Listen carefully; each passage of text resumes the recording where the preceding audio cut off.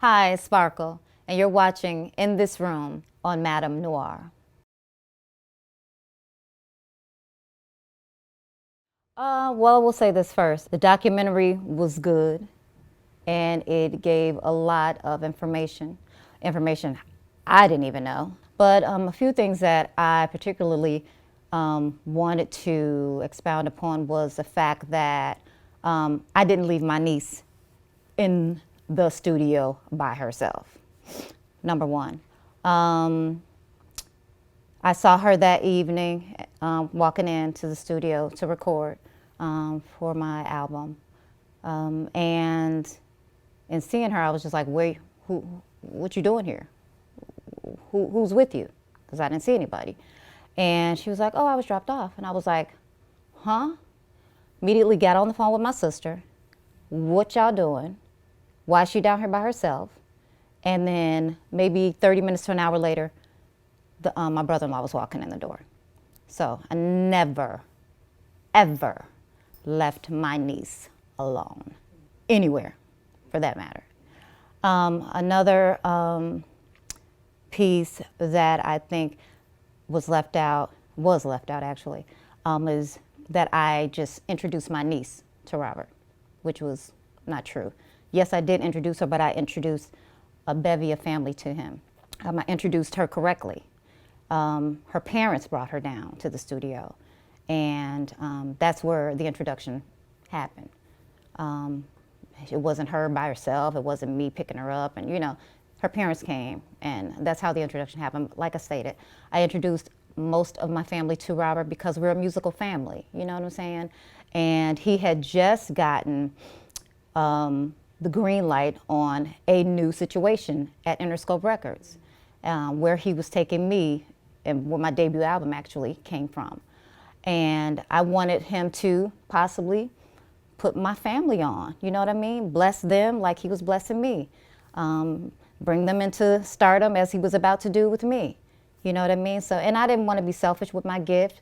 I wanted to spread the love, like I stated, because we are a musical family. And, maybe he could position them in some spots that were unfilled yet. Because having a new situation, you're going to need some bodies, right? You're going to need some, extra hands or some extra artists. So, my niece was a dope rapper at the time. My other nieces and nephews that I introduced him to also, they had great success overseas. And so maybe he can bring them on, as artists. My brother-in-law, who I introduced him to, which was my niece on the tape's father, he plays guitar, dope guitarist. I begged Robert to give him, a try. He did, and he's on many of his CDs now. So yeah, that's another thing that I wanted to clear up. And also about the Andrea situation, Robert's ex-wife. The situation where I speak about, I hear somebody knocking. And, he does a, come on, she peeps out and says, can I come get something to eat? She's coming down the stairs, and I am staring at Robert like, how dare you? How dare you? You are a piece of work. And he saw he felt me because he kept looking at TV, right? But when he felt it, he looked over at me and he just started, and I was like, forgive my language, nigga, that shit ain't funny. And I said those words to him, and I said, how dare you? So I wanted to clear that up, so.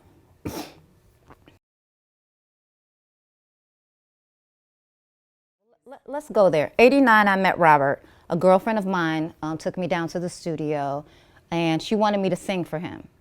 I didn't sing that particular time. So 89 to 92 had no really interaction with Robert at all. I would see him out in clubs here and there, whatever, but no interaction. 92, I started dating one of the guys in Public Announcement, which led me back to Robert. And he got to hear me sing at that particular time and wanted me to come down to the studio to sing some backgrounds for a new artist that he was working with. Unbeknownst to me, it was Aaliyah. Got to work and do most of the backgrounds on her album, except for AJ None But a Number. And at that point, I was working a 9-to-5 job, okay? I was leaving that job, coming to the studio to do another job.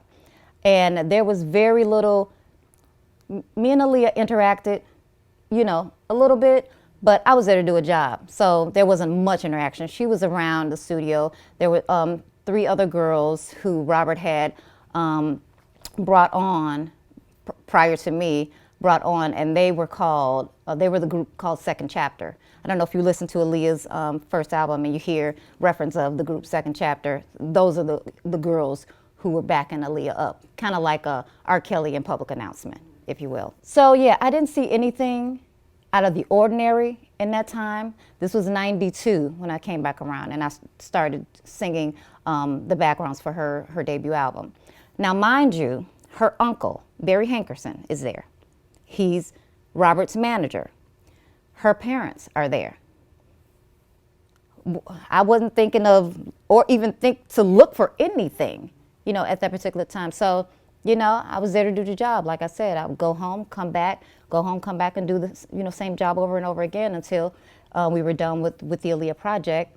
And then I had no connection or any, you know, dealings with Robert until 1996. So I wasn't there a steady period of time to see anything, you know what I mean? And in '96, when I was called upon to do more background, I, you know, was singing in the studio, doing the background, what have you.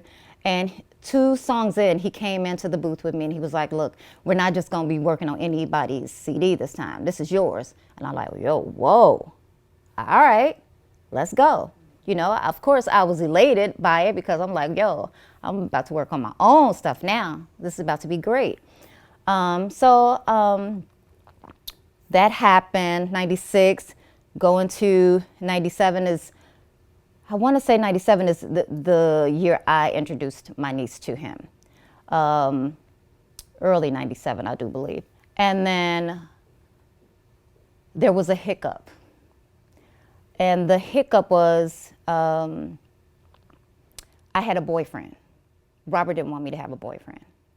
Now, mind you, Robert liked me, of course.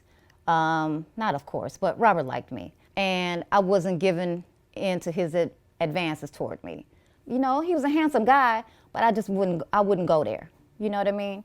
And it was just something about him too. But anywho, there was a situation where Robert had told me that he was taking only me to Interscope Records and not the other acts that he had kind of brought in. They would be staying on Jive Records. So now I told someone about this, and that person went back and told Robert that I told. Then the fact that I had a boyfriend, he didn't want me to have a boyfriend. This all played into his, I guess, insecurity. And he decided to take my deal away from me. And this went on for some months. We didn't speak. He, you know, he didn't call. I didn't call him. And then a meeting was to take place. Someone called a meeting to get us back into good graces. And I'm certain it was probably something to do with Interscope Records because they had spent out a pretty penny on me. You know, I had done the Be Careful video already. You know, the promotions and stuff had kind of started. So they would be losing money if he were to do this. So a meeting was called and we met at a hotel near the O'Hare Airport in Chicago. Barry Hankerson, which was his manager at the time, Robert, me, and I wanted my parents to come with me. Then my sister, with the girl in the tape, and my brother-in-law also came because now they're like this. They, you know, thick as thieves right now. Without me, I'm not in the picture. You know what I mean? They stayed. And a couple other family members also were there. Barry Hankerson and Robert, me, and my parents. The meeting got along. Barry Hankerson was doing a lot of the talking. Robert did speak some. And what he said out of his mouth next, I almost sank down into the chair that I was sitting in. He stated to my parents, you know, your daughter's so fine, I jerk off just looking at her. To my mom and my dad. Do you know how I felt at that moment? My mom and my dad, you know what I mean? So that happened. We left the meeting. I was appalled. My dad spoke some words to me, which I won't repeat, but I should have listened to him. Just let me say that. Then we kind of didn't really gel that well, but I came back on. Then 99 happened, and I was starting to work on my second album. I asked to be released from him in 99 because it wasn't a happy place for me anymore, and because he was trying to insert himself in my personal life, and I wasn't cool with that. So I asked to be released. He finally granted me the release, and then I went on to Motown. So I had nothing to do with him from that point on. Later on, mid 2001, I get a phone call, two actually, from two separate people in Robert's camp. And they stated to me, yo, you need to see what's up. Your niece is down here by herself. Something don't look right, something not right. You need to check this out. So what I did was I called my sister and I screamed at her like, what you on? You know, what's going on? What are you doing? I'm hearing rumblings that my niece is down there by herself. What's up?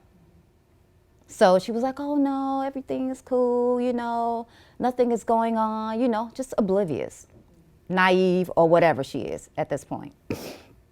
And so what I did next was I myself, along with two of my girlfriends, called the Department of Children and Family Services. Now this is before the tape even surfaced or me even knowing anything about a tape. I called them because I wanted them to check some stuff out.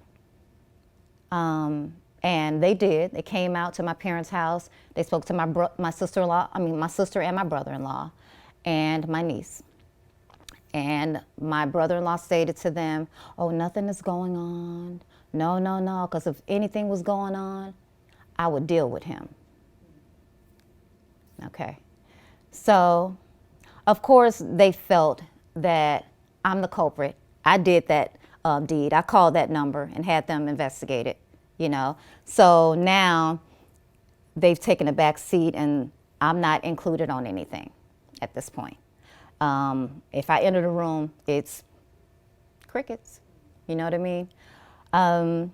Late 2001, probably September-ish, my family had a bowling party and I end up going to it. And guess who's there? Robert. And I'm like uneasy and I want to snap off, but it's too many people there. And if I were to do anything, you know, it would be crazy up in there. So we did have a few words and he was like, yo, you know, we still family, you know, yeah, here go my number. Won't you call me? You can come down to the studio. It's still what it is. I ain't call him. I ain't go to no studio. I ended up leaving very quickly.